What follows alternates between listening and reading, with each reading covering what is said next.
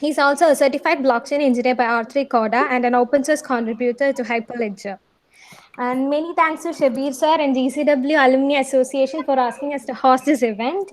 And last but not the least, I welcome all the participants present here who are eagerly waiting for the session. And yeah, there will be a question and answer session where you can interact with Naushad sir. I hope you will all have an edifying session. So yeah, without further ado, let's begin. Great. Shah, you want to add something? Can I take it up? Yeah, so, right, I really don't want to add. I probably like to take it up towards this end of the call. So I suppose we have so many folks from outside Kerala as well. So that's what, I could see from the chat here. So yeah, so we could have a fully conversation, everything in English. So Nasha, this is up to you. Make this an event, a grateful event. Thank you. Thanks a lot. Thank you, Shah, for the beautiful words, and thank you for the IEEE chapter and GEC Wynad for hosting this event, having me as a guest here. And thank you so much. So, I would straightly jump into the session but before I start, I wanted to thank you again for giving this opportunity. As it's so great feeling to be back, giving the feeling of a college, and that's really great for something for me. And I'm going to for sure deliver a great session for you. So I'll share my screen, and I'm going to share the entire screen. Great. Okay. Fine. Are you able to see the screen? Like, can someone say that if you are able to view? Yeah, no, sure. I can see your slide. Great. Yeah, fine. Okay. So here we start. And before we start, I just wanted to tell you, don't need to wait for the question answer session time for you to ask questions. Whenever you feel like you have any doubt, just speak up. So I'm not going to deliver something which is a radio type that I will be speaking and you will be hearing. Okay, that's not how we're going to proceed with this. And I expect interaction. So then only I would know that whether you have caught the concepts or whether it's fine to move on. So don't feel reluctant. I'm just a normal guy like you. So feel free to ask questions. Just unmute yourself and just openly ask. Like if there is 2 or 3 people asking at a time, I will answer one by one and we'll move forward. So just as a hand, feel home and just ask questions. That's fine. So here we start blockchain workshop. Myself, there's a great introduction given by. So as part of it, I work with a company called Atinat Software, and I work as a blockchain consultant with the company. And I've been working on the technology for the past more than 3 years. So what I understand is being a new technology, the blockchain, I had been able to work as leading a team. I had went up and down onto the entire technology stack, and as part of it, I believe myself that I could deliver the best out of it. So feel free to ask the questions, and we'll start with it. Now, what exactly is a blockchain, right? The word itself, when it says that blockchain, it's a chain of blocks, right? Now, which will simply bring in this illustration into your mind. There is a block which has some data. There is a next block which is linked by chain. That's fine, right? So it's in the simple terms, it's a continuously growing list of records. Now, inside a block, there are records. It's called a block, which are linked and secured by cryptography. Okay, when you hear the word cryptography, don't panic. Like it's very simple. I'll explain you how it is linked by one. For the time being, just assume that the data is in a block and every next block is linked to the previous block by means of cryptography. Cool. Okay. Now, coming a little more detail into it, when I told you every block is linked to the next block by means of cryptography, it is done by means of something called hash. You may have a confusion of what hash is. For that, I have an online hash generator. Hash generator is nothing that whenever you input something, like if I input the word 1, I get a hash. So whatever the input be, there is a constant length output. This is called hash. So hash is unique, like any point of time, anywhere, if you are using the same hashing algorithm, the algorithm that we use here is SHA-256, nothing to complicate. Hashing is nothing but for any input that you give, you get a fixed output that will be same everywhere where you present. So anytime I put 1, it's going to be the same, right? Now, if I make a single change, say for example, if I add number 2, the hash entirely changes.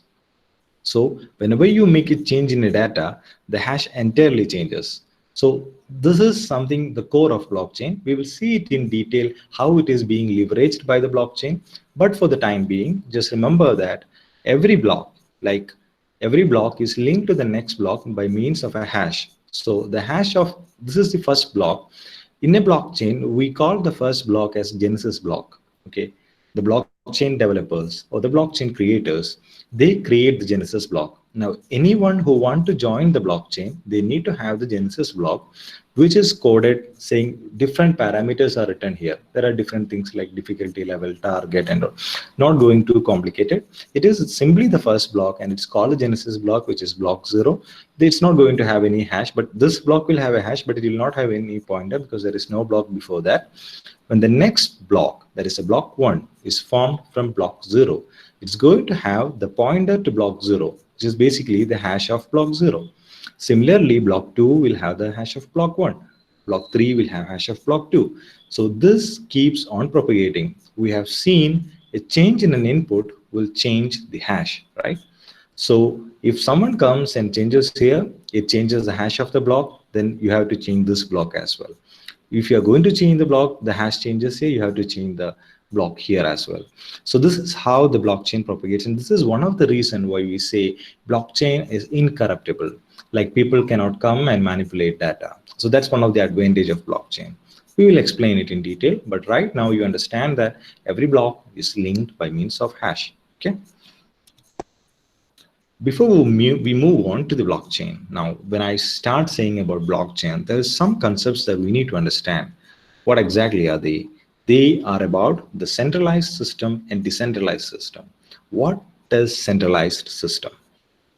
To be clear, you are in a college, you know that you have a principal, you are head of the department, HOD would be reporting to the principal, or you may have a vice principal, and the teachers or the professors in your colleges would be reporting to HODs. So there is a clear hierarchy of actions, right?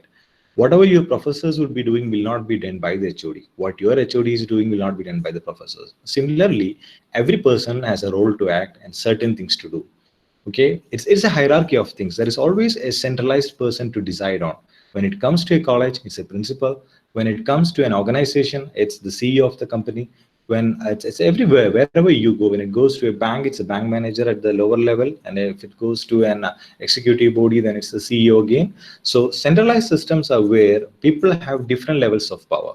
Okay, that's how the present world moves. Wherever you go, this is how the present world moves. And we are trying to make a centralized world to a decentralized world.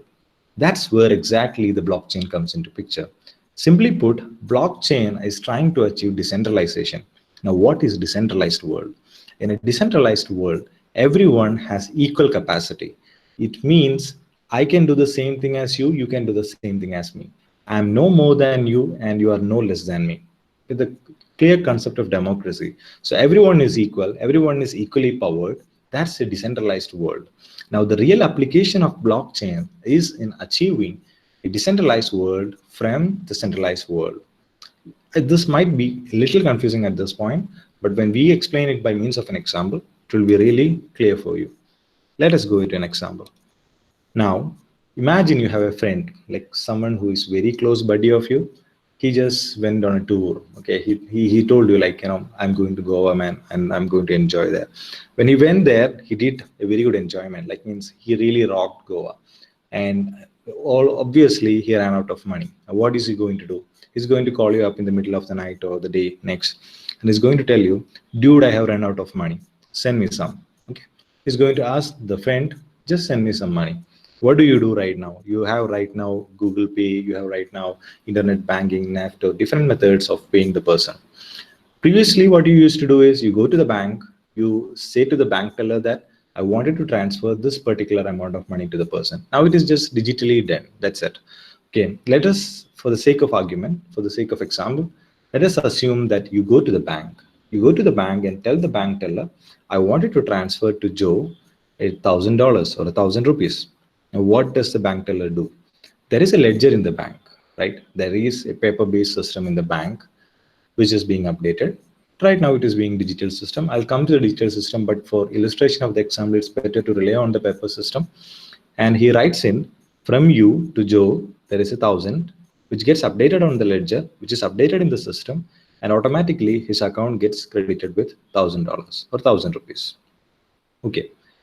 Now, your friend is happy, he calls you the next day or he calls the same night and he says, "Thanks, man, love you a lot," because he just got money when he was in need. This is what happened. But there's always a chance of a center point of failure here. You rely on a centralized party. Who is a centralized party? The bank. You rely on a bank to have it done. Now, there are chances that the bank can go wrong, right? How are they? What if the registration where the transaction is written was burned in fire? I told you, we are assuming it was written in a paper ledger and assume the records were burned in fire. It's a point of failure. What if by mistake the account manager put 1,500 instead of 1,000, the bank teller or the manager of the bank? You manually told them to put 1,000. Human errors can happen, right? Now, even though you wanted to send 1,000, it was by mistake sent 1,500. That can be a chance. What if he did that on purpose? The person who is there has got some false intentions, and since he has access to the system, he can manipulate it. Why are these chances existing? This is because you rely on a centralized party. You have someone in between you and your friend that you want to rely on. There is a dependency. That is, centralization is always a dependency. You need to depend on someone to get things done. This is how the present world works. There are middlemen who stand between you and the next person, and they get some money for that. They get something for that. That's how the bank is existing. So imagine if you can just for argument, you can say that, okay, right now we do not have paper transactions. We have all digital. We are speaking about the digital India, right? We have everything digital. Even if it is digital, you being from an engineering background, most of you might be knowing that these data are kept in databases, right? All the databases have admin access.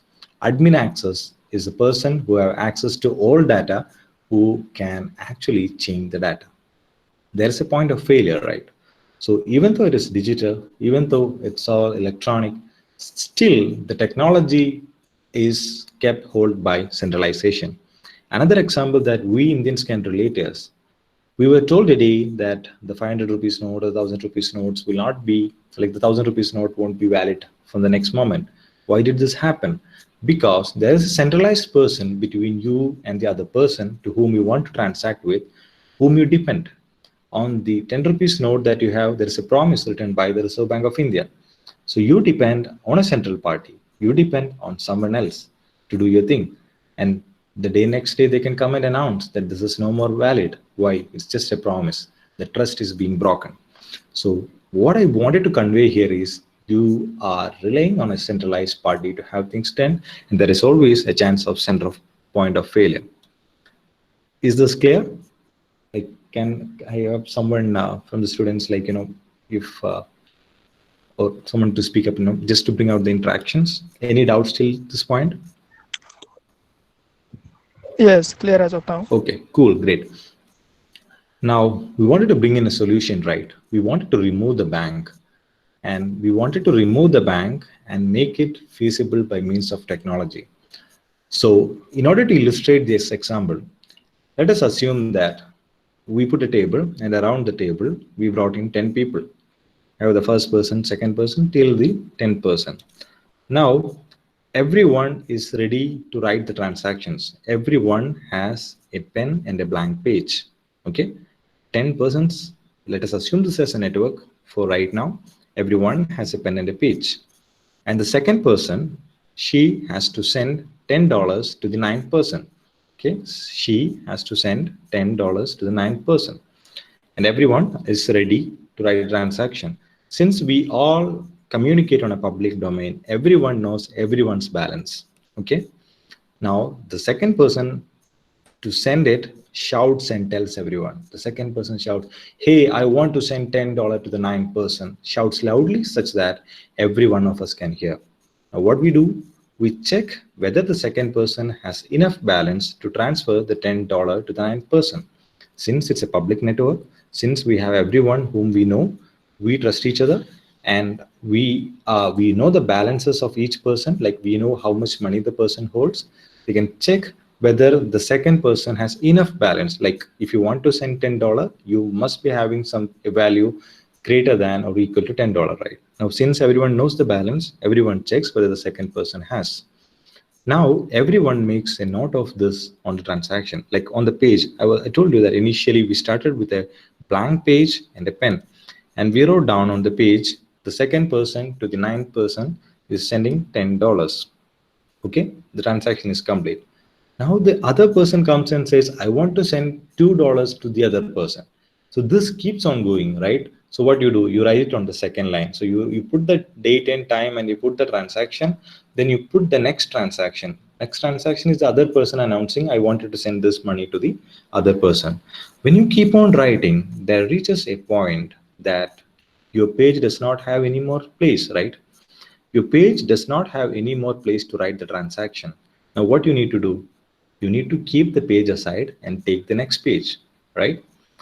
Just a jargon, this is called mining. No need to confuse it. I'm going to illustrate this to the technology, the blockchain technology. For the moment, just assume or just understand that putting away this page in a folder and bringing a new page is something that is called mining, okay? So we ran out of the page, now we need to keep it aside. How do we do that? To put away the page, we need to seal it with a unique key. Okay, that is something the network agrees on. Basically, that's a hash. By sealing it, we make sure that once it is sealed, once the page is sealed, we assure that no one can change the data in it. Previously, when I showed you the hash, like if you made any change to input, it's going to change the seal. So when you keep a page sealed, which simply means no one can come and make any changes to it. So sealing is really necessary. Sealing is mining. For this, we use a magic machine, okay? This magic machine is actually the hash function, but we call it magic machine in order to make it simple to understand. This is exactly the hash function. For an input that you give, the output is constant, like DCBAA is the output for 4. So for example, if you take input as 4, you're going to get DCBAA. If you're using the same SHA-256 algorithm, whoever runs the SHA-256 algorithm with an input 4, you get the output DCBAA, just for example. Okay. Now, whenever someone says you're given an input, it's easy to get a SHA output, a hash output. Okay. But assume or imagine if someone gives you an output and asks you to predict the input, what do you do? Okay, I'm going to tell you that I need to find the input. I have given you the output. Output must start with 3 zeros. That's my condition. The hash function output must start with 3 zeros. And what exactly is the input? That's my question. Now what you do, every one of you, like everyone who is on the network, they try different combinations of input. They brute force their machine. Okay, we showed this by means of a people sitting around a table. Let us assume that everyone has a machine which can really do the mathematical calculation, which is really how the blockchain works, and everyone will be a node on the network. Now every person starts to calculate. They try different combinations of input to check, to satisfy this particular condition of starting with 3 zeros. They try 237, 9082, 11802. They understand that, okay, this is not actually coming in. They keep on trying. At some point of time, they realize that when not they, like one person, everyone tries, right? One person may realize that a particular input 72533 actually satisfies the condition of bringing out an output which starts with 3 zeros. So 72533, when input is given, it actually satisfies the condition of output. So the great thing about hash functions or the blockchain underlying technology called the hash function is whenever an input is given, it's easy to verify. But when an output is given, you actually need to brute force. You need to make your computers work to find out the input. Now, someone got the answer. Like everyone wanted to seal the paper. Everyone tried different combination, and one among the person who has a better computation power would come out with an input, right? So one person suddenly got the input and saw that it's coming to be starting with 3 zeros. Now, what does that person do? Okay, that's how the hash functions work. Now, the previous question, what I asked was directly predicting an input when the output was given. Okay, the output must start with 30. You have to predict the input. Going a little bit further, I'm telling is that you have a value. You need to find the value that needs to be added to this particular value, such that the output starts with 3 zeros. What do? We do the same process, right? Every people on the network starts brute forcing the machine. They start computing with their machines. And finally, someone among them tells that this is a particular number. When added to this particular number, yields a value of 42,084, which particularly gives an output that satisfies the condition of starting with 3 zeros. Okay. Now, why did I came to the example of a value being added to this particular one? Because you have a transactions, right? When we have a page full of transaction, now the hash of the transaction is this, and a particular value has to be added such that this has to come. This condition has to be satisfied. So all the transactions in the page is a value here, plus an unknown value, which has to be found out by the person who finds the ceiling value, such that it satisfies the difficulty level. It's called a difficulty level. Okay. Now, when we get 21191 as the ceiling number, for this particular block of transactions, which is 20893 is the hash of all the transactions in the block, added to this particular value, 21191 becomes a ceiling number, forms, right now we got a ceiling number, so that, we can keep the page aside. Now, if someone comes and changes the transaction order, it's automatically going to change it. But the beauty of obtaining this actually brings out the miner, like a winner, like all the people, like the first one to get announced. So the first one announces. When someone announces it, what does other people do? They stop processing. They actually check. As I told you previously, in case of hash functions, when an input is given, it's easy to verify the output, right? You just need to pass the input. You pass the input, you can see the hash. And everyone checks, okay, if I myself announced or the fifth person said that this is a particular ceiling number, what other people would do is they just stop trying to calculate them because someone announced they just check for the particular number. If it satisfies the condition of starting with 3 zeros, fine. Someone has already got a ceiling number for that block. Now we don't need to compute it. So why does everyone try to do this? Because there is a reward that they get. In terms of Bitcoin, you might have heard about mining. So when they do the mining, 10 Bitcoins comes out of air, right? When a new block is formed, there's an extra amount of Bitcoin released and it goes to the miner. So the miner actively tries to calculate this particular ceiling number because they get rewarded for that. Not only that, when the second person wanted to send $10 to the 9th person, he in fact did not send just $10. He sent a value little greater than $10. That is 10.1, 10.2. There is a gas value that needs to be satisfied. Now that gas value amount goes to the miner. So this is the reason why everyone on the network tries to mine. So you can ask the question like, why should someone wait for, someone is going to calculate and announce, just like our classroom. When a teacher gives a question, most of our students will not be doing it. Some people would be saying, okay, the students ones in the front bench, they are going to definitely announce it. And why should we do? Let's copy it, right? Same way, we can also say that, okay, why should we need to actively, you are using your brain, similar to that, you are using your computer nodes, so in blockchain as well, you can be a miner node. At the same time, you can be not a miner node as well. You can be someone who does not participate in the mining process, but someone who is just a client to it. You just wanted to send transaction, you don't want to participate. So that's one thing. So, but the reward mechanism keeps everyone working.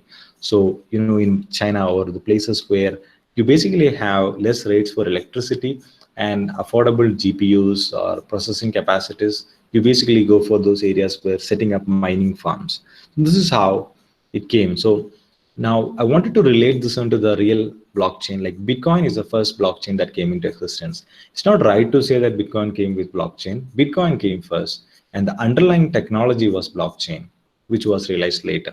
So the single page that I told you before is a block of transactions, right? It's a block. Like I'm relating the example to blockchain. So the page that you write the transaction is a block, and you keep a lot of pages in a folder. So blockchain is actually the folder, and therefore it turns into the blockchain. So this is how, as I told you, Bitcoin the first blockchain implementation came into existence? No, Shraddha, quick question. Can you just go to 2 slides previous? Yeah. One more slide back. Okay, so here, Yeah, okay. when you see the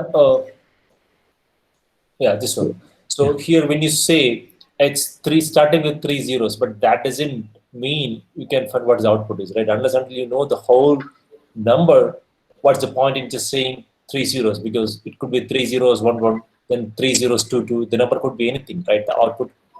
Yeah, so it basically, like, I have just used an example of 3 zeros to better understand. So the real implementation is little more target than this. But as you said, the real answer is actually if it starts with 00078, okay, it can also, like, Shah might announce 00078 as the answer, and I may announce 0012 as the answer. Okay. Okay. So whoever announced the first having 000 starting, that's fine. Okay. Okay, so Okay. the target condition is, the difficulty condition is the output hash must have starting with 3 zeros. That's it. Okay. Okay. Got it. Got it? Clear. Yeah. Okay. Now, if strengths, like, just whenever you feel, just come across and ask questions. Okay. And I think this is whatever was conveyed was clear. So we'll proceed on. So the longest chain is a true chain. Okay. Now, similar to Shah's, going back to Shah's question, Shah told that 00012, I can announce 00012 and Shah can announce 0078. What if I and Shah all together, we at the same time came up with the answer, right? There is a possibility that I and Shah did same type of computations and we got the answers at the same time. What happens actually? So at that time, there is chance of fork. Fork is a condition where some part of the blockchain, some nodes who are on the blockchain believes in one person and the other part of the blockchain believes in the other person. So when I announced, I might be first visible to the nodes near me. Say, for example, if I announce from India, the nodes near to me will be one from China, Singapore, and Afghanistan, Pakistan, those kind of nodes. Now, those people would see that I am the miner, but if Shah has been in US and Shah announced at the same time the value, there can be nodes that are clear to USA, like the Argentina, Peru, those kind of areas. They might be seeing Shahs as a miner. So they may propagate with Shah's value, and some people might propagate with my value. So there is a condition called fork. This is called soft fork. Okay, there is something called hard fork. I'll come to that. When such condition happens, this chain may proceed till some time. They will realize that they are not on the actual chain. Then what do? They see that another chain which is getting propagated. They cancel all the transactions where the fork happened and join this one. So if you had sent some money in this particular block, this will get reversed and you continue with the new chain, right? So that's why many a times when you send Bitcoin transaction, sometimes there are chances of failure due to the gas consumption or due to it might have involved in a soft chain. Soft chains are really rare. It does not happen every time. So this is something that happens by means of technology like soft forks. There are conditions like hard forks. Where do hard forks come in? There was a famous DAO attack, someone who came into blockchain and someone who wrote smart contract on blockchain with a buggy code, and some people stole money from the blockchain. When this kind of situation happened, they wanted to come in. The community wanted to reverse it. What did they do? So, like when I told you, they would realize it at some point because majority of the people would be following the longest chain, right? Similar to that, they decide on a particular block, like if the attack had happened in this particular block, they would decide on forking from this particular block, a hard fork. Like everyone, majority, like more than 51% of the community would agree to another blockchain, like a place where this attack happened just before that, in order to reverse it. That is called hard fork. Those are planned and executed by community by saying a particular time and those kind of things. So just on a peripheral level, just understand that there are two forks. One can happen by the technology, that is soft fork. One can be done by the community, that is called hard fork. Ethereum Classic and Ethereum is an example of hard fork. When such an incident happened, some people said that we'll continue with the previous chain. That's where Ethereum Classic continued. People who said that we wanted to fork from that point and begin with new, they continued with Ethereum. So there are several instances in blockchain where such forks had happened. And when you wanted to experiment yourself, you wanted to develop your own blockchain, you want to take from Ethereum and do it yourself, you can do your fork.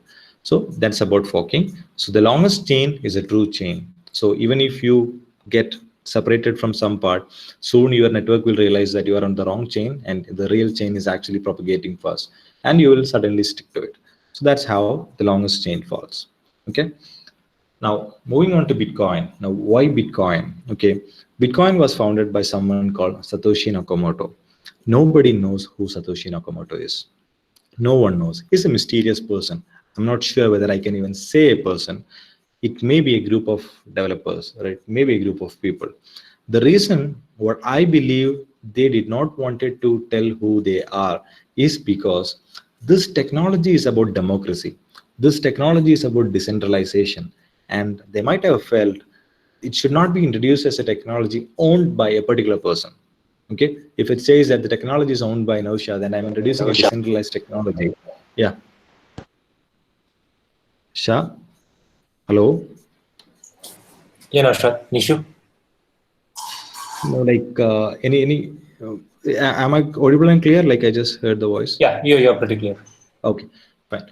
So the Satoshi Nakamoto or the development team, they wanted it to be such that it should not be an owner one, like a technology that is owned by someone. So that's the reason why I believe, okay, that's my opinion. Different people have different opinion. Some people have claimed they are Satoshi Nakamoto, but anyone who claims Satoshi Nakamoto should be able to send a Bitcoin from Satoshi's address. There is an address of Satoshi to the other person. Like nobody has done till now. So if someone is coming and saying that I am Satoshi Nakamoto, you can ask them Satoshi's address, the initial account address of Bitcoin.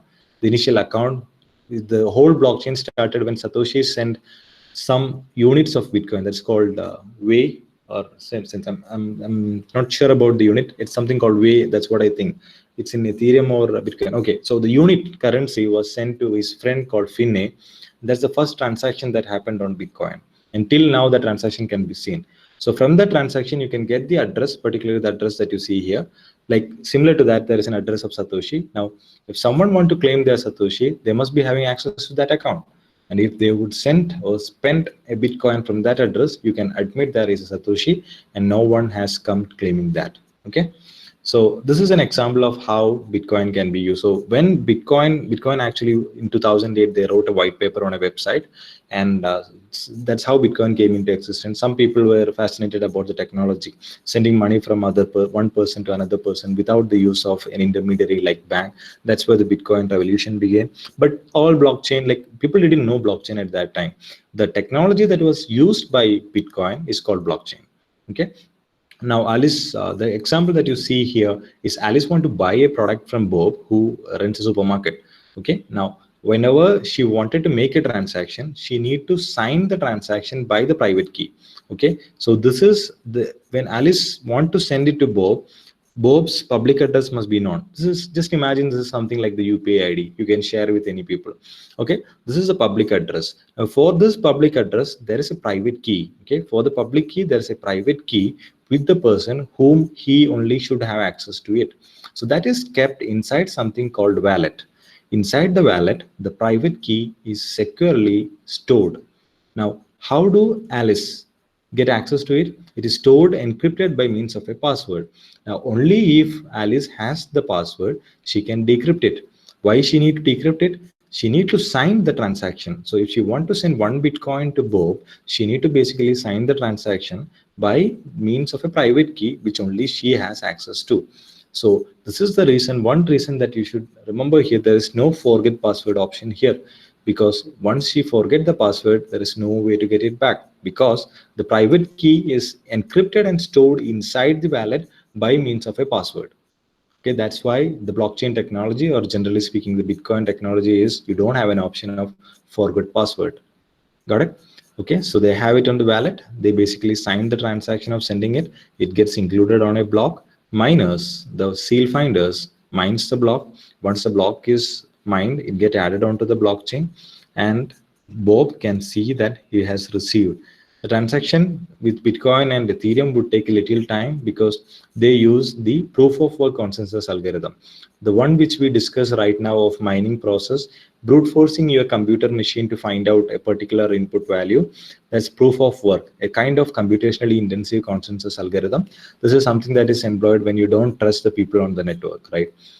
In a place of such kind of a scenario, you don't even need to know other people because only the right people would be participating and they'll be getting mining rewards.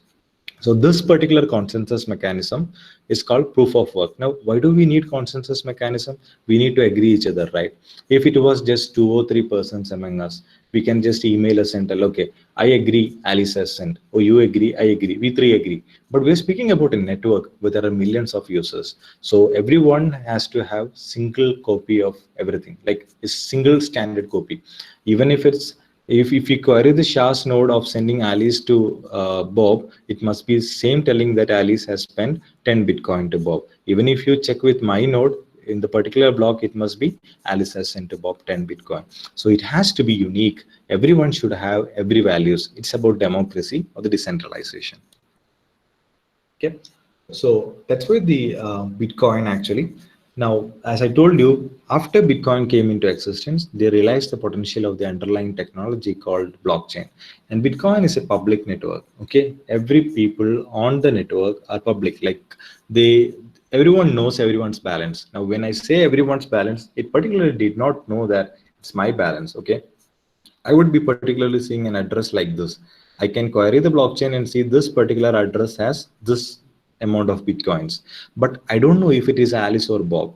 But Alice, who has already interacted with Bob, would know that this particular address belongs to Bob, right? So whenever she checks for this address, she can correlate this is Bob's account. So it's a safe method that you change your accounts when and where you like on periodic basis, just change your account. So like Bob received it right now, like tomorrow Bob can start another account and transfer the fund from this account to the new account. So tomorrow, if Alice is a fishy person, she wants to know how much Bob owns, what is really his wealth and all, she can check against, right? So in order to avoid correlation, it's always preferred to say that you create new addresses and transfer your funds. Okay, so that's a public blockchain. Everybody knows every address balances, and if you know correlation, if you know who the person is, you personally can know that particular person has how much amount of balance left. It came with a cryptocurrency called Bitcoin. It was a distributed ledger. So the whole focus of Bitcoin was about sending money. Bitcoin, like the cryptocurrency, transferring from one person to the other. Now, time from 2009 progress, and around 2014, there came something called Ethereum. Okay, Ethereum was found by a person called Vitalik Buterin, a young lad at 19 years of age. He came up with the technology of Ethereum. It was more similar, less to Bitcoin. It was again a distributed ledger. It had a cryptocurrency. In Bitcoin, it was Bitcoin itself. In case of Ethereum, the native cryptocurrency was Ether. Along with that, there came the provision of tokens. Like people can write codes to generate tokens. People can write smart contracts to write tokens. This is where the revolution of Ethereum began. That's where a lot of altcoins came. You might have been seeing a lot of cryptocurrencies. Most of the cryptocurrencies are implemented on top of Ethereum. Like you can create new tokens, right? So that's one important feature of Ethereum. The most important feature is smart contract. Smart contract is nothing but codes that can be executed. We'll go into smart contract when we discuss about Ethereum the next slide. It's again a public blockchain. Okay, so just an addition of smart contract and token facility is what Ethereum brought in addition to Bitcoin. These two are public blockchains.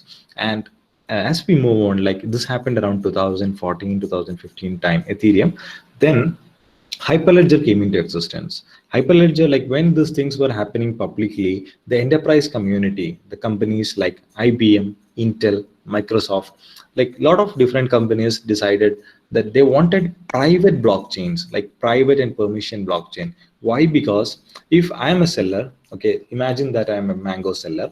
I can sell mangoes at 10 rupees to someone whom I know, another buyer, and I can sell it for 12 rupees to the another person. Now, if it is on a public blockchain, everybody knows that I had sold the previous mangoes at 10 rupees. So this person will also bargain with me for 10 rupees. So I'm just explaining it by means of an example. There are enterprise use cases where companies does not want to expose every data to every people. That's where the private permissioned enterprise blockchain comes into picture. So that's where the Hyperledger, comes into picture. So that's about Bitcoin, Ethereum, and Hyperledger. We'll see Hyperledger is not a blockchain, it's a framework. There are different blockchain implementations under Hyperledger. It's an umbrella project. Okay, this is where Linux Foundation hosted a lot of different companies, came under Linux Foundation to start developing enterprise grade private permission blockchains. Okay, so we have already seen Bitcoin. We have already seen the Bitcoin part. Now we will see the Ethereum. Okay, cool. Any questions till now?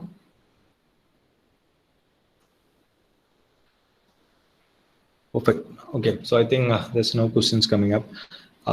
And we'll move to Ethereum. So as I told you, Ethereum, how did it stand out from Bitcoin is because of its smart contract. And the real revolution of blockchain, the acceptance of the word that you're hearing right now happened with Ethereum. Believe me, this guy is a really cool dude.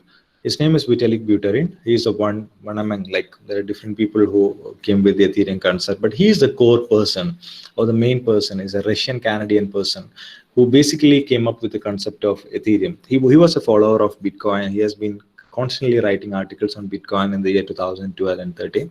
And then he brought the concept of writing smart contracts. That's where the IT community or the revolution started with the technology. What are smart contracts? Smart contract is nothing. It's just a computer program.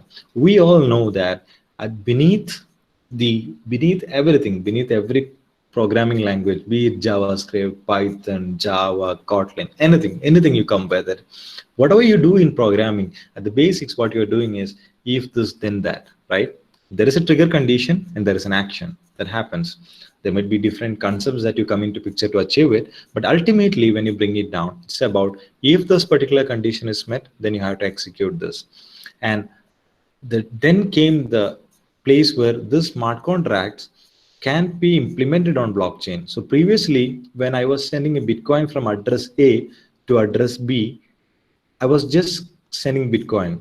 With Ethereum, from address A, B, let me assume that I am address A, and on the address B, I can have a code, okay, a code which basically inputs a word, okay, and I can basically call this I'll call this address. On the address, I basically have a code running. I can execute the function. Now, how is it different from an existing software system? This is secured by means of cryptography. So basically, when this block is added, like you make a transaction, for example, I use a hello world setting a name. When I set a name, the value is added onto blockchain. Now it is immutable, right? So that's where the smart contract comes into picture. And the applications that you develop on top of Ethereum are called dApps or dApps, decentralized applications. That's what it stands for. It's pronounced both the ways, dApps and dApps. Okay. Now, for example, I can just say how a smart contract function. If I write a smart contract such that I am transferring ownership of an asset, say for example, a mobile phone. Okay. Now if I wanted to buy a phone from Shah would set the price of his phone to be $10 or 10 Ethereum, 10 Bitcoin, 10 Ether, say for example, it's on Ethereum. So we'll assume Shah put the price of the phone as 10 Ether on the contract. Now, when I pay the 10 Ether on the contract, the ownership gets transferred to me, like I am the owner of the phone now. Now it's up to Shah to ship it, but legally or contractually, it is such that I have become the owner of the phone. Okay. So how is it different from the present day applications? Like, right now, what you see on the left side is applications that are normal days application where you will be having a front end. It can be a mobile app, web app, implemented in React or Angular. You basically would be communicating with a middleware or an API, which basically communicate with the data center, basically on the cloud. The time you remove this cloud, it does not function anymore because it's again a centralized system. But in case of dApps, I may be communicating to an Ethereum node, okay, and Shahs might be communicating to another Ethereum node, and you all might be communicating with different Ethereum node. Everyone is in sync. Like previous example where I put a hello world contract and I put my name Naushad into it.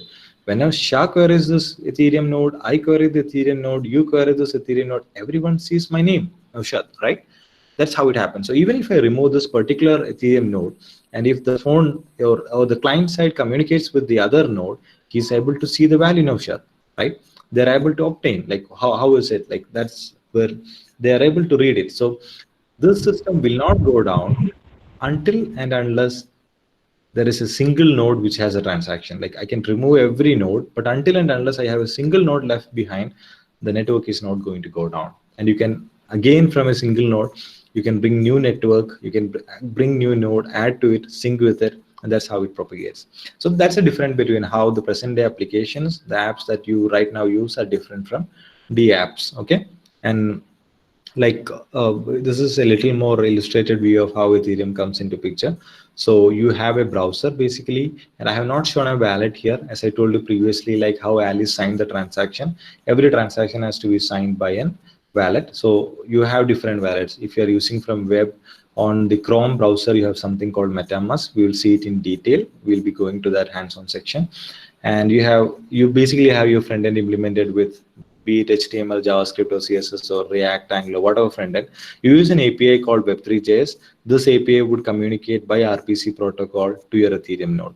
So your DApp might be communicating to an Ethereum node instance 1, and another person's DApp would be communicating with instance 2, but they all communicate to a single version of truth. Why? Because all the Ethereum node instances are same, like they are in sync, and you particularly communicate with a particular contract address. Okay. This is how the decentralized application is different from present day apps.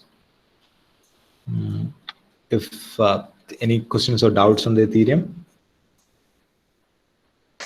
Hey guys, so if you have any questions, feel free to ask. It's a good forum for, you don't have to feel scared, like, asking Naushad. Naushad is a very cool guy. So feel free to ask any question. No question is a blunder questions. So feel free to ask him any questions. Yeah, that's true. Like, if right. So maybe one other thing I just want to share is, like, maybe some folks are from college, but Naushad will go to that extent on what you guys really need. Like, maybe is there anyone who doesn't know what hashing is? I'm just asking you, like, maybe he just told about hashing and stuff like that.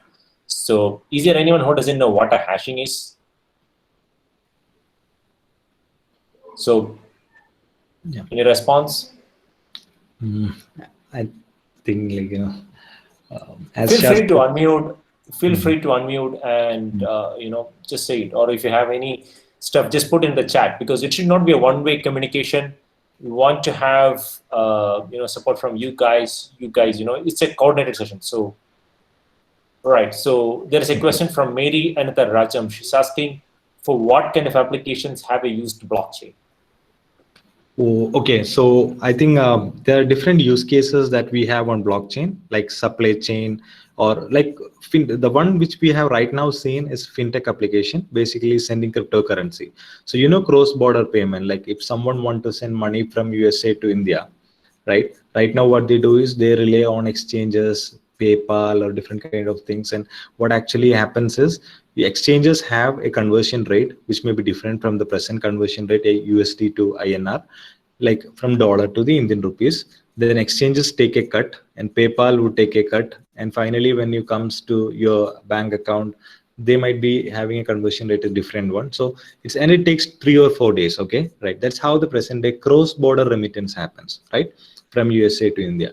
Now, imagine, like, with Bitcoin, what really happens? Let the person be in US, he can actually send 1 Bitcoin from US to India, same as me sending from like 1 Bitcoin or some amount of Bitcoin to my neighbor. It's all on a single network. So that's a real use case of blockchain that I can actually relate to you till the slides that I have told.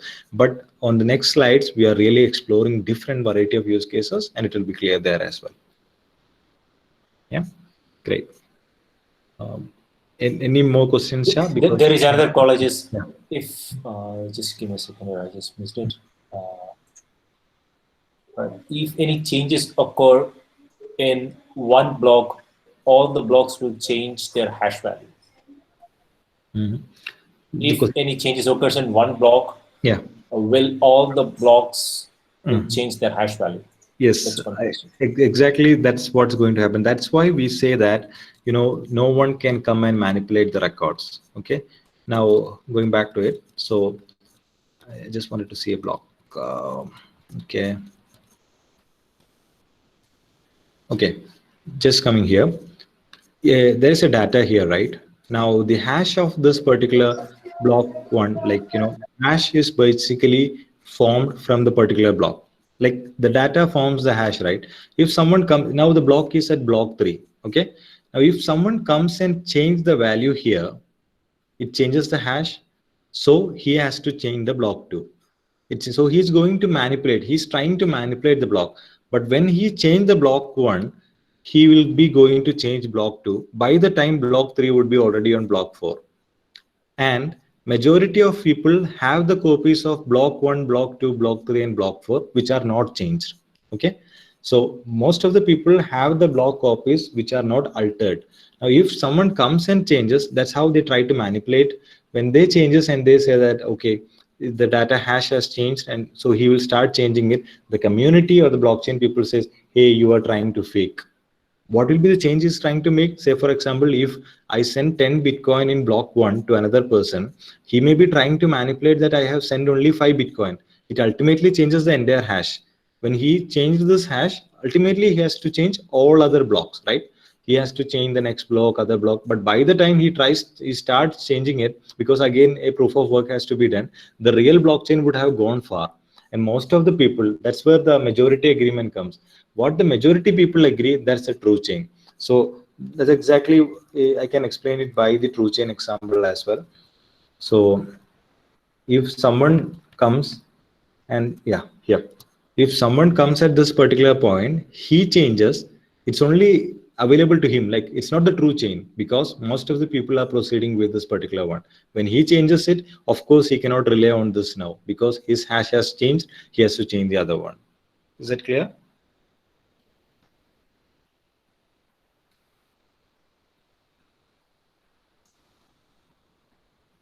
Yeah, she got a yes from there. Yeah.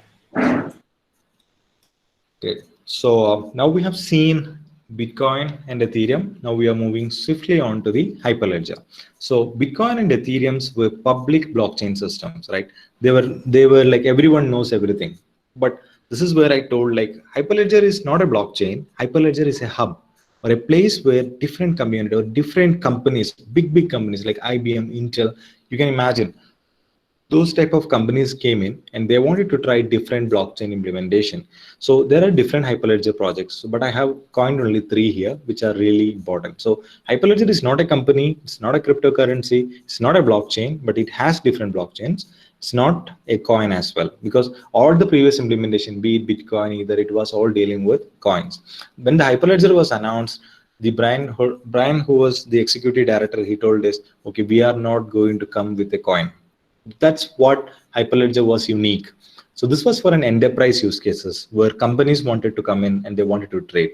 So Hyperledger Fabric, Hyperledger Sawtooth, and Hyperledger Indy. I'm going to talk about these 3.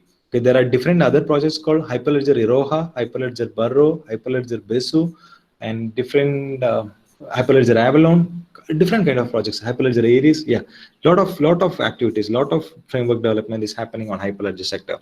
But why I have told these 3 are because these 3 are the prominent ones, and these 3 are in production. Okay, so Hyperledger Fabric is the main blockchain that is being used from the Hyperledger to realize it. Now, when I work in a company and when I am given a problem that has to be an enterprise grade problem, I try to solve it by using Hyperledger Fabric. Okay, so Hyperledger Fabric is a master of everything. I can say that it's a master of everything for an enterprise use case. With Hyperledger Fabric, I can realize different use case. But Hyperledger community designed a particular blockchain called Hyperledger Sawtooth, which is intended specifically for supply chain. We'll see in detail. Then there is Hyperledger Indy for digital identity. So I'll just pause here for Hyperledger Sawtooth, and I'll show you a video from Hyperledger Sawtooth, which actually explains how Hyperledger Sawtooth really fits into a supply chain scenario. Okay, it's like taking from a fish, like when you eat a fish in the restaurant, putting it simple, like from where the fish was caught and all those details. So you'll see it. I'll just play the video and it will be easy for you to relate. Meet Rich. He owns a popular seafood restaurant in Boston, Massachusetts. Rich strives to serve only the freshest, highest quality fish to his patrons, but he often has difficulty knowing exactly where it was caught, how it got to his restaurant, or if it's even the right species of fish. From ocean to table, the fish supply chain is difficult to track and usually follows this pattern. The fish is caught by a commercial fisherman in the ocean. The fisherman then sells the fish to a market, processor, or broker. A distributor then transports the fish to a restaurant or grocery store for a consumer to purchase. Rich typically only buys from one or two fish distributors that he has built a foundation of trust and personal history with. He'd like to expand his menu by adding some different kinds of seafood from other distributors, but he worries about integrity, and for good reason. He recently read a study by Oceana which showed that 33% of fish purchased from retail outlets is incorrectly labeled, and that illegal fishing represents losses between $10 to $23 billion worldwide. Rich knows that mislabeled and illegally sourced fish could hurt his customers, his restaurant's reputation, and the environment of our planet. Fortunately for Rich and others in the seafood industry, Sawtooth Lake blockchain technology can provide an immutable record of the provenance and lineage of various goods, like fish. In combination with Internet of Things enabled sensors, Sawtooth Lake can manage the ownership and journey of fish from ocean to table. Sensors can be attached to fish the moment they are harvested, immediately and continuously recording data, such as the location and temperature of the fish. Now, Rich can validate when and where his fish was caught and that it was stored properly on ice while it was transported. The Sawtooth Lake platform can also manage the chain of custody of fish, enabling ownership to be transferred and traded on the blockchain according to smart contracts. With Sawtooth Lake as a traceability blockchain, Rich can easily see which fishermen meet his quality standards and feels comfortable doing business with new tradesmen. Hey guys, I'm able to see the presentation is. He can confidently and accurately assure her it's the type of fish. Hey, So Naushad, Yeah. it looks like some folks are not able to see the presentation. If I'm right. Okay, so I was basically playing the video, so Right. So can you guys speak up, like if anyone is not able to see the presentation? saying that you are no longer presenting. Click So someone else, I think someone else tried to present the screen in between. Okay, So, but how is it now? Like, are you right now Which seeing? which screen you are if seeing you now? pin, if we pin the presentation screen, we'll be able to see. Okay. There is another. Right. So it I looks also like, want Naushad, to- I also faced the same issue. Like, I had to go to your name Yeah. and then pin it. Otherwise, I was not able to see you. So I'll stop it and share again. Is that what I Right. will do? Try it Please out. Try it out. present again. I'll stop it right now, and Can you try it again? yeah. Is it audible? Like, can you see now? Yeah, I can see your screen. How about others? Can you guys able to see? Yeah. Now it is able. Let me just switch on here. Meet I want. So I'm not sure whether you have seen the video. Like, I'll play it once again in order not to lose it. This video can be seen right now, right? Yeah. Okay. He owns a popular seafood restaurant in Boston, Massachusetts. Rich strives to serve only the freshest, highest quality fish to his patrons, but he often has difficulty knowing exactly where it was caught, how it got to his restaurant, or if it's even the right species of fish. From ocean to table, the fish supply chain is difficult to track and usually follows this pattern. The fish is caught by a commercial fisherman in the ocean. The fisherman then sells the fish to a market, processor, or broker. A distributor then transports the fish to a restaurant or grocery store for a consumer to purchase. Rich typically only buys from one or two fish distributors that he has built a foundation of trust and personal history with. He'd like to expand his menu by adding some different kinds of seafood from other distributors, but he worries about integrity, and for good reason. He recently read a study by Oceana which showed that 33% of fish purchased from retail outlets is incorrectly labeled, and that illegal fishing represents losses between $10 to $23 billion worldwide. Rich knows that mislabeled and illegally sourced fish could hurt his customers, his restaurant's reputation, and the environment of our planet. Fortunately for Rich and others in the seafood industry, Sawtooth Lake blockchain technology can provide an immutable record of the provenance and lineage of various goods, like fish. In combination with Internet of Things enabled sensors, Sawtooth Lake can manage the ownership and journey of fish from ocean to table. Sensors can be attached to fish the moment they are harvested, immediately and continuously recording data, such as the location and temperature of the fish. Now, Rich can validate when and where his fish was caught and that it was stored properly on ice while it was transported. The Sawtooth Lake platform can also manage the chain of custody of fish, enabling ownership to be transferred and traded on the blockchain according to smart contracts. With Sawtooth Lake as a traceability blockchain, Rich can easily see which fishermen meet his quality standards and feels comfortable doing business with new tradesmen. When he serves up a new special to a cherished customer, he can confidently and accurately assure her it's the type of fish she ordered, it was stored at safe temperatures, when and where it was caught, how long it took to get to her plate, and the fish's name. Just kidding. Sawtooth Lake blockchain technology can be used for a wide variety of applications, from capital markets to international trade. The Internet of Things ties the physical world to the digital world, with Sawtooth Lake recording the generated data in a way that all parties can trust its accuracy and completeness. This is extremely useful for tracking perishable goods, like fish. These sensors can track many key parameters such as location, temperature, humidity, motion, shock, and tilt. This technology could be added to any package or sensitive good you are trusting to other parties. The blockchain will ensure the data is secure and tamper-proof, so that you know what you're getting and that you get what you pay for.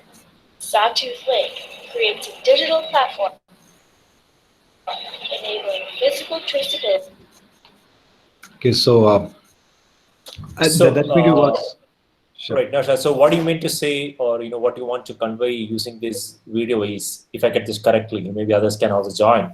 So what to say is like, we have a product called fish, and we want to deliver it to a restaurant where, he wanted to ensure the integrity of the fish and ensure, it's being, it's not rotten, it's the right fish and it's coming through proper channel, it's kept in proper temperature. So basically, we are using the blockchain to ensure the fish what we get in the restaurant is fresh or it's not rotten. So we are using this blockchain technology called Sawtooth for the same. So did I get that correctly? Exactly. This particular Sawtooth, Hyperledger Sawtooth is specifically designed for this kind of use cases, like the supply chain scenario. This is a supply chain scenario, right? Going through different actors and having data logged onto blockchain, immutable record of integrity data integrity is really important here. So this particular Sawtooth is something that is uniquely built for supply chain. Yeah. Right. So guys in the call, so you guys now see how we can utilize this specific framework to do that. So Nasha, in between there is a question: if any government, especially the government of Kerala, is using a blockchain in any of their area, so or are you aware of it? Yeah, exactly. Like Kerala as such has not started using blockchain, but there is an academy called Kerala Blockchain Academy where the government is really interested in seeing how blockchain can be used. But coming to India, the Telangana government has started using blockchain for land records, basically from the Indian level, and Dubai basically uses blockchain for land records again. And Smart Dubai already has several functionalities implemented on blockchain. And when we come to the use cases places, we will clearly detail out those application areas. Okay. Yeah. Okay. So, like no more questions, right, Shah? Oh no, you can proceed. Sure. Sure. Okay, so like what I meant to say is Hyperledger Fabric is a blockchain which is more used from an Hyperledger domain. So it is specifically designed for supply chain. Then we come to Hyperledger Indy. So Hyperledger Indy is a digital identity blockchain. Okay, so we know that what is exactly the problem with the present identity structures. So be it Facebook login, be it Google login, like who exactly owns the data? The data is being kept in the ownership of the particular companies, right? Your username. The problem that you face right now with identity is so severe. Like you might have registered with 10 websites, you have 10 different usernames and passwords, you need to keep memory of it. Many a times you have to go to forget password option, and again your data is not in with you, right? It's been with the Google, it's with the Facebook or any other party. It's not in your hands. So the real blockchain use case of identity is that you own your data. That's where the Hyperledger Indy comes into picture. The Hyperledger Indy is used by Sovereign Foundation. Sovereign Foundation is the core team, or I could say that the group of people who have come together to put a governance for use of self-sovereign identity. That's where you empower yourself, the true value of democracy of you owning your data. In an SSI system, nobody owns your data, only you own your data. You keep your data in your wallet and you share it accordingly. Okay, that's about the Hyperledger Indy one. So these three are the major important projects that we can watch. So I'll say again about Hyperledger Indy when we come to the next slides. Okay, so the key features, I have tried to outline what are the key features of blockchain, like what is being delivered by blockchain. Okay, distributed ledger, you are more clear now of how better a distributed ledger is, right? We have seen that different nodes or everything distributed among every people. So it's a distributed ledger. All transactions are digital. There is no manual paperwork here. Updated near real time. We know Ethereum or Bitcoin, it takes around 15 to 17 seconds to update a block, a transaction. In case of Hyperledger, it is milliseconds. So it's near real time, most in the real time only. Chronological and timestamp. Every transaction, every block formation comes with a timestamp. So a transaction, as I told you, Satoshi's transaction to his friend is still auditable. You can still go to the Bitcoin Explorer and see the transaction. We will show, when you show the demo, we'll show Etherscan, a similar place where you can go and see the transaction. So it's in chronological order, like block 1, block 2, block 3. It goes in the particular order, and the timestamp is there for verification. And cryptographically sealed, we have seen how the sealing works with the hash function. And irreversible and auditable. That's why we said block 1, block 2, block 3. If someone comes to change block 2, only he changes it, like the real blockchain continues with the real block 2. So it is irreversible and auditable. Anytime you can come and check for data. Operates trustless. Like, you know, you don't need to bring a trust factor. You don't need to bring the bank whom you want to trust. Okay. Fewer third parties. In most cases, it is no third parties. In some cases, you may have third parties. So that's why we have used fewer third parties. So these are some of the key features of blockchain, just to keep in mind. Key features only. There are a lot of other features as well, but it will be, if we start to speak about blockchain, it won't end here because it's applied in a lot of domains. So I have tried to outline the key features here. Okay. Now, this is where the use cases in short come. So, you know, there was the question that previously was asked, like, what are the real implementations or use case? There are 2 slides that I have included. So trying to cover almost all use cases. Like, there is a lot of hype around blockchain. There are a lot of websites or articles says that blockchain can do this, blockchain can do that. But actually, blockchain cannot do everything. So there are particular areas where blockchain really applies. Now, how do you know that the area really needs blockchain? So that's where actually blockchain would be seeing. What you have to see is whether you really need to replace the trust by a middleman by technology. So replacing the middleman by technology is required. Of course, there is a chance for blockchain. So we basically, like me, I work as a blockchain consultant. So when a particular problem statement comes before us, we run a litmus test. We call it as litmus test. Most of the blockchain developers or consultants follow it. So what we basically look at is whether the particular problem requires trust to be replaced by technology. Are there a lot of involved actors here coming into the picture? So that those kind of things that we primarily look forward to, you know, implement use cases. So smart contracts. Now we'll detail one by one. So on the smart contract side, that's where the digital rights come into the picture. So I spoke about digital identity. So on the digital identity space, you own your data, right? So the rights are secured here. Now, if it is in a healthcare domain, I can explain it by a healthcare domain, where right now the problem is you go to a hospital A, you cannot bring the record of hospital A to hospital B. Why? Because hospital A records resides in hospital A only. You don't own the data. Your data is in the hands of the hospitals. So most of the time you do redundant scanning. Even if you did an X-ray in hospital A, when you come to hospital B, like in case of X-ray and all, it's again transportable. But then again, your records of what all activity you have done is not being able to be fetched and shown to hospital B. So you don't, and so blockchain actually can give you the right of owning the data that you can easily share to the digital identity of another doctor. Our company has basically developed a product in similar lines. So that's where digital rights actually come into picture. Then we say about gambling. Okay, Ethereum is a very good, like the smart contract feature of Ethereum is a right place for gambling. A simple example of gambling would be like, I would put Ether, so I get certain tokens, I get particular shares of it. Now they put the lucky draw at the end of the day. Say for example, every day at 6 p.m. there is a lucky draw happening, and every people keep investing, and someone wins the draw. So those kind of gambling games that can be implemented by means of smart contract. That's another use case. Escrow is another use case. Escrow, for people who doesn't know escrow, it's like a middleman thing only. Like I could explain it by means of a freelance example. Freelancing is something where people would be, instead of hiring a company, hiring a person to do the thing. Okay, so there are platforms like Fiverr on the online where you can basically buy people for their works. Okay, if I wanted to implement something, if I want to create an e-commerce platform, I would hire an e-commerce developer, I will pay him. Now in the Fiverr platform, when I initially agree to his terms, even though I make the payment will not be going directly to the developer. It will be kept in the hands of Fiverr, like a central party. Okay. Similarly, on Ethereum, you can have escrow, like people who act in between, like people keep it for a certain period of time, and when certain conditions meet, it will be transferred. Okay, so those kind of things can be executed by means of smart contract.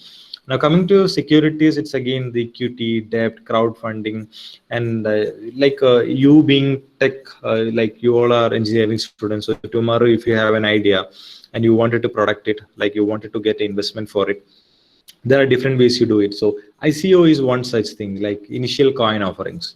Okay, you might have heard this term ICO. So previously and all, you have to go to different programs, meet with investors, ask them to invest in your product. But right now, if you have an idea, you can publish a white paper and you can start an ICO. That's basically at times like initial coin offerings. So you basically create a coin and you seek the coin as an investment. So if I'm an investor, I would look at the project. If I find the project is really worthy, there is real value into it, I will basically input Ethereum. Like I will spend Ethereum and I'll get back coins. Coins are like shares that I hold.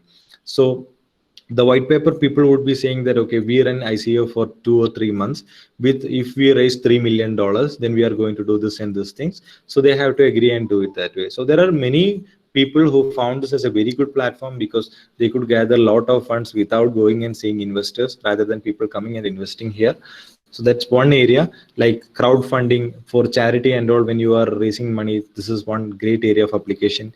You don't need anyone to come in between. But there are downsides as well. Many a times people have been saying that terrorism can be promoted because nobody knows who owns it. So that's one downside to it as well for the crowdfunding option. So in terms of securities, those kind of things falling.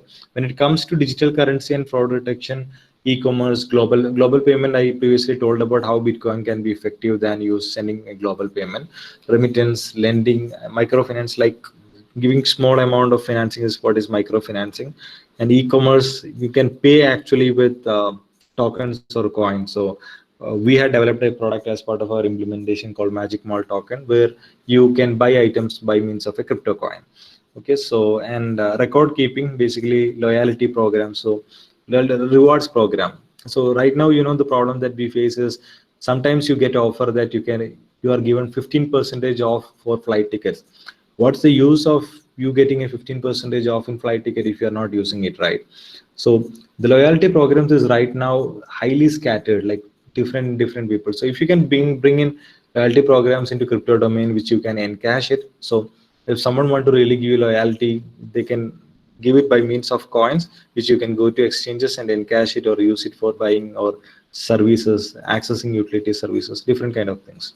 So supply chain, basically we have seen how a fish can reach from the sea to the table. Ownership, similar to what we said for digital rights, the land records. Ownership, Like if my land was sold at in 1987 from my grandparent to my parent, if that record is on blockchain, and if like when it is being sold to me, that record is also on blockchain. So I have the entire integrity data, less amount of conflict, like lesser and lesser amount of conflict, because everything is on blockchain, secured by technology. Proof of identity. So this is where you basically would be proving yourself. Yeah, this has matured very well. That's where I said when I explain Hyperledger Indy, we will see it in detail. So a very great application that has emerged is with zero knowledge proofs. So some of you might be familiar to zero knowledge proofs as part of some implementation that if you're doing on project. So zero knowledge proof essentially allows you to prove something without presenting it. A better way to understand it is if you go to a liquor shop or if you go to the beverages, sometimes you might be of certain age to buy a beer, right, or buy an alcohol. So what you basically does is they ask you for the how you prove right now is you would present your Aadhaar card or your driving license, where you basically have your date of birth. So based on the date of birth, here they calculate, okay, you are above certain age, like 18 years above, you are free to buy. If you are above 21 years of age, you are again free to buy. So those kind of things happen. So why do you really want, when you are showing them your data, you are actually giving them the entire information. It's a name, your name is there, your date of birth is there, your address is there, your father's name is there. All those details are being spent only to prove that you are above a certain age, right? That's what happens presently. But with the technology, with the digital ID enhancement, with zero knowledge proof, if you are asked a question whether you are above 18 years, you can present a claim. That's called claim. You can claim it from your digital wallet, that your digital wallet knows your date of birth but will not explicitly show the date of birth. Instead will provide a proof, yes, he is above 18 years of age. Okay, that's where the digital identity is evolving. And intellectual property, again, land records might be an interesting case to say about intellectual property. So these are the different kinds of use cases where blockchain in short will be applying. And on the next slide, there are more, like, this is just a detailed one. I would, this was detailed in Deloitte actually in one of the article. So I thought this would be much more easy for you to understand. So most of the terms that you saw previously is repeating here, like gambling, loyalty points, but insurance is one important place where blockchain really has a place, and asset ownership, the land records or buildings, workflow management, especially with the smart contracts. You replace a lot of people with workflow management, and digital voting, medical reporting, KYC. Like you had to fill up your forms, right? Right now, whenever you want to know your customer things, is like you fill up your data. Why do you fill up a lot of data, right? If you have digital identity, it's just a matter of sharing it. Any request they can present by means of a QR code. You just need to scan and you can present the data, because you own the data as in your digital wallet. You're not owning it as a paper. So you don't need to fill up your data. So that's where KYC and AML compliance blockchain has real importance. Ticketing, auditing, automated stock control, supply chain management, digital identity, rights management. So these are the major areas, like payments for sure, notary, like attestation and data storage. So basically, there are a lot of areas where the application is coming in. And if you would ask that is blockchain limited to it, more than the hype, these are the areas that we have identified where blockchain really applies. When you go into a particular domain itself, you would see another different use cases that applies here. Say, for example, in case of an healthcare domain, you may be seeing an use case of digital identity management. The one example that I previously explained, where you go to a hospital, you wanted to take the record and show it to another hospital in another doctor in the other hospital, right? So that is digital identity management coming into picture. At the same time, there is another interesting use case called health supply management. Okay, so health supply chain management. What happens, like, the drugs that you basically consume from hospitals or the pharmacy, there are chances of counterfeiting, the fake drugs coming into picture. How do we come over it? So we come over it by means of supply chain tracking, similar to the example that we have seen for fish. We'll be able to say, like, this drug was manufactured at this particular place, it was transported at this particular temperature, this drug is being sold by this particular supplier, taken by this retailer, and all those kind of information would be available. So that's another use case. So coming into healthcare itself, there are different areas, again going to clinical research and monetization. Right now, you don't know that whether your data is being accessed by some organization for research activity, right? So how do we ensure that? We basically would be, if we were to implement blockchain, we can actually monetize it. So I can say that I'll share my records, but you need to pay me in terms of coin, say for example. That's another use case. And financial, of course, with the crypto kind of payments in picture, and insurance and records. So those kind of things that fall into place. So insurance, of course, as I told you, is another interesting area. So what I just wanted to convey is, even though you say that healthcare is applicable in healthcare domain, similar to this, whenever you come inside a domain, there are different areas of application where blockchain can be the real fit. Okay. So this is where the digital identity concept came. This is one that we have actually done for one of our clients. Due to the confidentiality terms, I cannot specifically say the client names and things, but what really happens is we have developed a digital identity wallet basically for them, and there is a portal at the back end where you can scan and give access. So any request would be placed as a QR. Now, the government would basically issue a digital credential similar to Aadhaar. Just assume that we have an e-Aadhaar which is stored on our phone's wallet. Okay, there is a wallet application, mobile app, which basically has our e-Aadhaar, the government issued credential. Now we wanted to access a service. Say for example, if government want to bring every services to a single platform, there are different governments which does this, like government of Estonia is one such government. So they wanted to provide every services to the users in a single umbrella. So buying a car, if I am going to buy a car, I need to go with different participants. I need to go to a car dealer. I need to go with bank. I need to go with motor department. Bank for loan, motor department for registration, car dealer for getting car quotation. So I would basically go to government service portal. The service portal will open a login screen presenting a QR code, which basically says to present my digital identity in order to log into it. Similar to the e-Aadhaar, okay? So I would basically scan this QR code, which will ask the permission of in my app. Okay, this particular website is requesting you to share your e-credential, like e-Aadhaar, say for example. And if I grant access, if I say yes, share it, this data would particularly be fetched by the blockchain or the platform behind, and will log in me to the platform. There I can start the buying a car journey. So initially I can do it two ways. I can go to the car dealer, then they can display a QR code where I can request for car quotation. Or if it is on the web platform itself, I can actually go to the car dealer website, which is linked here, and I can request for car quotation. And the car quotation will also be received, which is again a verifiable credential on my phone. Okay. Then once I have the car quotation, I want to apply for the bank loan. Now I might have to present bank statement. So similar to this credential, I must have pre-requirement of bank statement on my phone. It can be the credit score. You know, in India we have credit score called CIBIL. So the CIBIL score.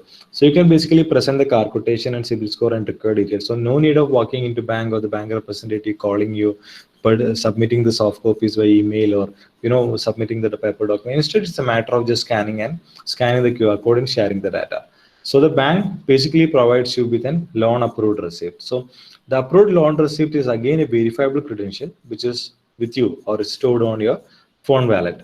Now with this loan approved, so you have different credentials now. You have the digital identity, you already have the bank credential of credit score, you have the car quotation, you have the loan approved receipt. Now you go to the motor department saying that, okay, I have bought the car and the loan has been approved by the bank and it's being transferred to the car dealer. Now the motor department verifies this and issues a vehicle license. So the vehicle license, or in India we have the concept of RC, right? So different countries have different concepts of vehicle license. So the vehicle license again would be something that is again shareable on or again in your wallet. So what really happens is, tomorrow if you go with your car over a road and you are pulled by an officer, you are asked by a police officer to stop and present your RC, instead of you fetching out the photocopies or scanned copies, you would basically open your wallet and the police officer can show a QR code, basically a request, you can scan it and share the details. So that's where the world is evolving. That's where the digital identity of blockchain really has a place. Okay, so that's where the journey, a customer journey on the blockchain. And previous question also was, there was real life implementation. At that time, I actually limited it to the fintech domain and I told we'll see it in detail. So this is one of the interesting or the most adopted real use case of blockchain. We all might be knowing, like some of us might be knowing, the Walmart is a big retailer supply chain, right? It's a big supermarket, especially in the US. Okay, so they basically had problems, like whenever an outbreak of a foodborne disease was reported, they had to cancel the entire item. Say for example, when mango, like they there was a case report of mango causing a foodborne. What they had to do is they need to stop all the mango suppliers. They need to empty their entire rack. Why? Because it took around 7 days for them to trace the mango came from which supplier. Okay, so that was a tedious process. They need to call the supplier has to check with the previous supplier, and if that was imported they have to check with the other supplier, and a lot of activities were going in. Now they spoke with IBM, since they are one of the contributor with Hyperledger, or the major contributor of Hyperledger Fabric especially. IBM and Walmart came in together, and they implemented this technology, which actually reduced the time from 7 days tracking to 2.2 seconds tracking. So right now, Walmart traces over 25 products from 5 different suppliers using IBM blockchain, which is built on top of Hyperledger Fabric. So time has reduced. So right now they can just scan the QR code in a mango, and they can say that it was produced by this particular farmer, transported by this particular retailer on a particular temperature. All those details are available. So even if tomorrow a foodborne disease is reported from a particular mango a customer bought, see the easiness of tracking. So you can check with the customer billing and see that which mango actually has caused the disease. You just need to stop that particular mango intake, right? You just need to empty that particular mango set. You don't need to stop the entire farmer's supply. So there are a lot of use cases as part of it. This is a real life implementation, the Walmart example. So I think Sure. we are done. Darshat, okay, just a note, like we are already running out of time, so just an FYI. Okay. So I'll quickly show a simple demo. That's fine. Sure, perfect. That is, yeah. So just an ID. MetaMask is the one that I told you. Basically, it's an online wallet. Yeah, incorrect password. Okay, so I'll just connect MetaMask. If you're visiting Remix, is an Ethereum ID where you can code your contracts and test and all. So basically, this is an old interface. It appeared to me because I'm always using an old interface. So I'll go to the new interface. Basically, when you search for Remix, you'll be basically loading in the new Remix interface. Okay, so I'll quickly do a Hello World smart contract. So I'll just create a new smart contract. I'll put it like IEEE.SOL. IW, sorry for that, but we have time. So I'll put that, I'll initialize a contract like Pragma Solidity. I'll put 0.5.0. Okay, so I initially set the compiler version. I'm using a compiler here which is using 0.5.0. That's why I use 0.5.0. Depending on the compiler, you can use different compilers have different groundbreaking changes in coding. So I basically said I'm writing a smart contract right now. I'll put that contract called Hello World. Contract Hello World. Okay, and so any errors, since it's auto compile, errors would come here. So on the Hello World, I basically say that I need a string which is called the word. Okay, and I put two functions. One is to input the word into it and to get the word. So function set word, and I pass the parameter. My argument would be string memory. This is written in a programming language called Solidity. That's what we use for Ethereum coding. So the new word, so public, there is need of saying whether the function is public, like can be accessed from outside. That's what we meant by public, and that's where I initialize the function. What I'm going to say is that the new word which comes into picture should be the word right now. So cool. So I have set the word right now, and I have I can basically get word also. So get word would be public view returns string memory. Just need to return the word. So I have basically written a Hello World contract. That's what you're seeing here. Pragma Solidity, the contract string, setting a string and getting a word. That's all I'm doing here. Very simple one. So I need to deploy it. Now when I deploy it, I basically come here. There are different modes of deploying, whether you can deploy it to one of the test network or the real network. So if you're using MetaMask, you will see a lot of network. Right now, it will be connected to the main network, or it's still connected to a test network. So if I want to use MetaMask and communicate to some other blockchain, I need to use injected Web3. I'm not going to those details. Right now, I'm using a JavaScript virtual machine, which is on the IDE itself. It gives a test environment with fake ethers. So I would basically select, since I select JavaScript virtual machine, I'll select something with 100 either, fake account. Basically, then I would deploy this contract. Once I deploy it, it is successful. It's green here. And I come down here. So you see, I have two functions, set word and get word. Now I check for get word, I don't have any value. Now I can set a value. I'll just put my name for you to see how I'm using it. So come on. So basically here you're trying to showcase how we can put a string in the blockchain network, right? Exactly. You're putting a value. Since it has been added, it has a blockchain now. So anyone who comes and query the value would see this Naushad here, communicating with this particular contract address 0x09. So basically that's also what it's immutable. Like no one can change. That's kind of thing. So that's about the Remix ID. We are running really short of time, right? So I thought of. So anyone who wanted to try out yourself, I have written an article called Hello World Ethos.js. You can search for Hello World Ethos.js, and basically you will see an article that I have written in CoinMonks. So if you know Node.js or if you know a little of JavaScript, you can experiment yourself. And once you read the article, you can experiment yourself using Node.js. And if you find it worth, just feel free to clap aside. I cannot upload myself, I'm sorry. Okay, so that's just to keep in mind. And if you wanted to try yourself on blockchain, if you want to learn more on blockchain, I would suggest this book called Bitcoin book written by Andreas Antonopoulos, that is Mastering the Bitcoin. It's a very good book. I started with this book and it was really good. So you learn Bitcoin concepts, you're clear to go with any other blockchain implementation. So I would highly recommend you to have this book. It's a really good book. Okay. So that's one thing. And to try out, you can use this example. There is another guy called Mahesh Murthy. Mahesh Murthy is a very nice guy. He has written very good article for beginners to start. So there is a voting application you can try out. Voting Ethereum app written by my part 1, part 2, part 3 are there. Once you're done, you get a clear picture of how things work. Okay, so that's about coding. And any questions? Okay, guys, so it's time for questions. So I think most of the guys are. Sir, shall we begin with the Q&A session? Yes, sure. Go ahead.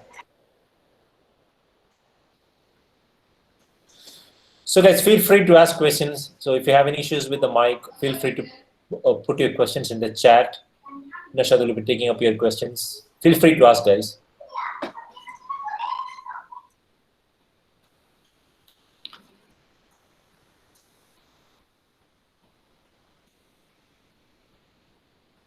Nice session, thank you. Yeah, great.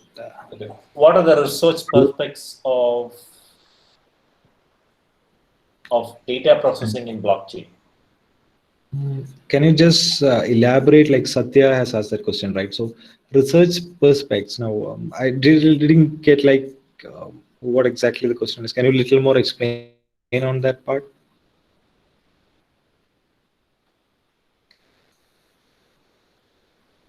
Is there any implementation of, on the side of data processing using blockchain? Not really, right? Like when it comes to the data processing, the thing is like, the storage of, there are two types of storage. One is on-chain storage and off-chain storage.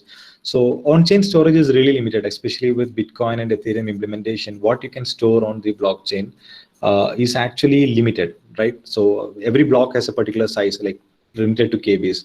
That's where the off-chain storage comes. So if you really have very big data that has to be processed, what you basically have to do is you need to save the data like off the chain, and you can put the truth on the chain. That's how we implement it. So I can say it with a simple example. If you have a document, you take the hash of it and you store the document in anywhere, database or object store, wherever you want, and you put the hash here.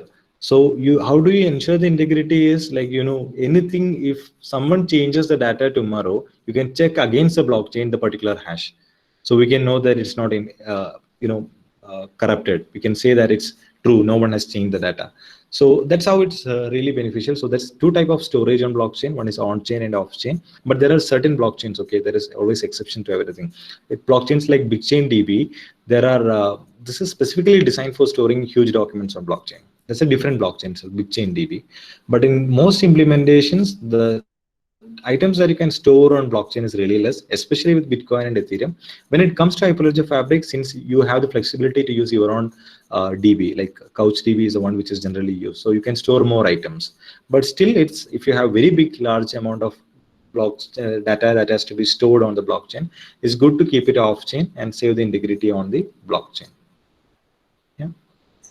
Okay, thank you. Another question from Mohammad Aslam. In dApps, is it need to update all nodes on single transaction? Is it need to update all nodes in a single transaction? So when you make a transaction, you are basically communicating with a particular node. Okay. Now, when the transaction gets confirmed, it is getting appended to all the blocks. So a transaction will be included in a block, right? Say, for example, if it is included in block 5, everyone has block 5 once it is formed. So automatically it gets updated to everyone. Okay. In case of Ethereum, it is like that. But when it comes to Hyperledger, there is a concept called channel. So channel is like, if channel is owned by only 2 participants, it gets updated only between the 2 participants. Now there is another blockchain called R3 Coda, where only it happens between the need to know basis. So if I'm making a transaction with Shah, it only updates between me and Shah. So it varies on blockchain to blockchain, but generally speaking, once a block is formed, if it's a public blockchain where everyone is listening up, everyone gets updated. Yeah. Okay. So there's another question from Kokila, where the Hyperledger data will be stored. Great question. Great question. So Hyperledger data, basically, as I told you, Hyperledger innate has a level DB coming with it. So most of the data would be stored in level DB. But as I told you previously, you are able to plug CouchDB. CouchDB is another rich queries you can perform on it. So when you use CouchDB, essentially the data would be stored in CouchDB. Tomorrow, like we are not sure, like Hyperledger is working on, you can bring your own blockchain. Like tomorrow they are building a plug and play layer. Like tomorrow, if you want to plug MySQL or Oracle DB to Hyperledger Fabric, you can do that. The works are in progress.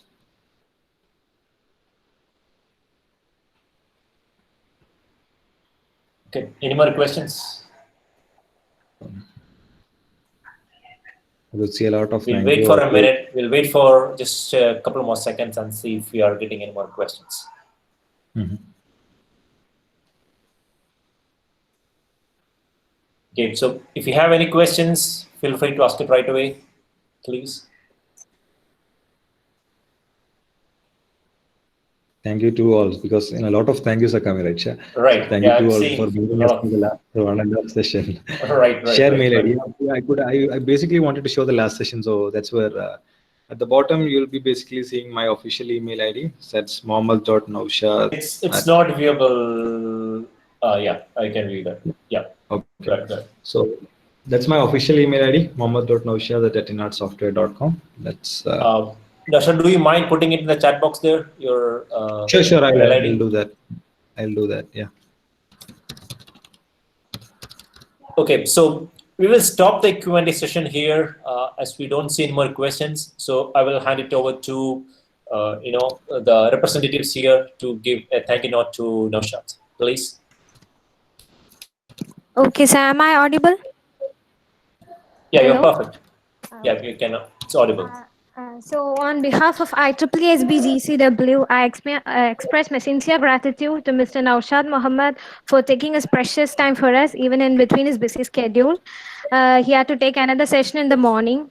And when we said we had participants outside Kerala, he was all okay with it and he made everyone comfortable. Thank you so much, sir. And we are so happy that you felt it like a back to college event.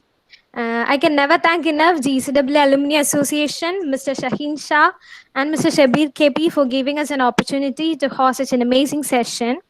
Last but not the least, thanks to all the participants present here who made this webinar a great success. And we had participants from colleges across Kerala and even outside Kerala. Thanks to all the students and faculties for showing interest in attending this session. We are leaving a feedback form here. I hope you'll fill in the form and let us know which all topics you are interested in attending sessions like this. Also, we have 2 more webinars for students, for one of which is to be conducted on coming Sunday. Those who attend all the 3 webinars will be provided with certificates. Now I invite Mr. Shaheen Shah to talk to you for a few minutes. Sure. So first of all, thanks a lot for each and everyone joining in this call.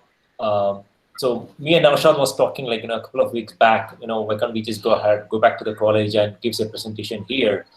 Giving a presentation to college guys is a little bit challenging because when we talk to technical people or already working in industry, it's very easy because they can grasp things very easily. But it's really difficult when you go back to colleges because they may not be knowing some of the basics of it.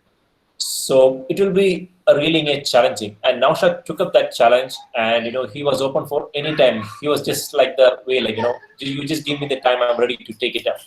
And we were talking to Shabir sir, and I want to thank Shabir sir, for taking up this opportunity and to interact with the students and to arrange this session.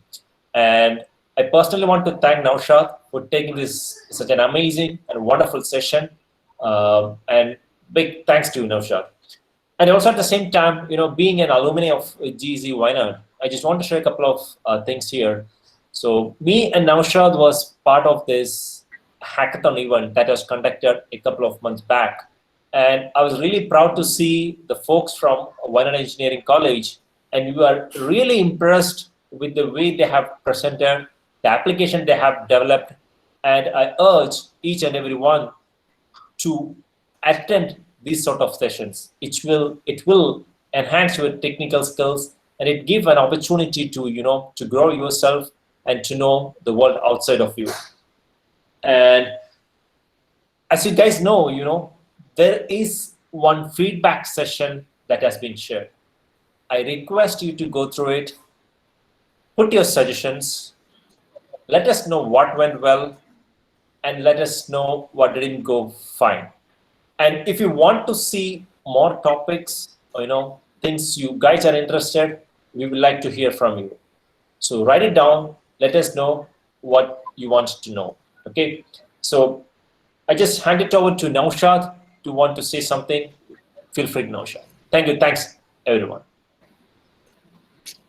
Thank you all, like especially Shane Shah and GC Wynad IEEE, all the guys. So I would first say welcome for every thanks that you have given. It was a great moment for me basically to be present with all you, just taking me back to the college days, missing the campus and all those activities. You all are in your best part of your life. Enjoy it to the best, just rock the life, enjoy it well, steady, learn everything, go everything good. So my best wishes to everyone who want to pursue. So on the email ID that I have mentioned, you can contact me. I'm also available on LinkedIn. You can search for me, like it's Mohammed Naushad. You can see the blockchain consultant at Inat Software. You can reach me anytime. Feel free to come at any point of time, anytime you can feel to contact me. We'll basically in touch, and any clarification, technical assistance, me and Shine Shah would be really happy to provide. And thank you all once again for bearing me for the last 1.5 hours. Thank you.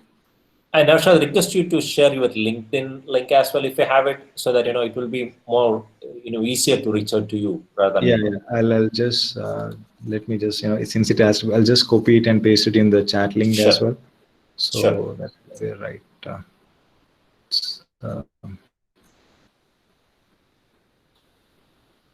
Yeah, it's copy, and I'm pasting it as chat. Okay, so that's my LinkedIn profile that I have pasted in the chat link. So feel free to get connected to, and surely we'll be seeing, like Shine Shah there'll be more to come, right, Shah? Yeah, man. So we are planning a couple more sessions. So I'll reach out to you, and we have a couple more others planned as well. Sure. Okay, guys. So if we don't have anything more, shall we wind it up?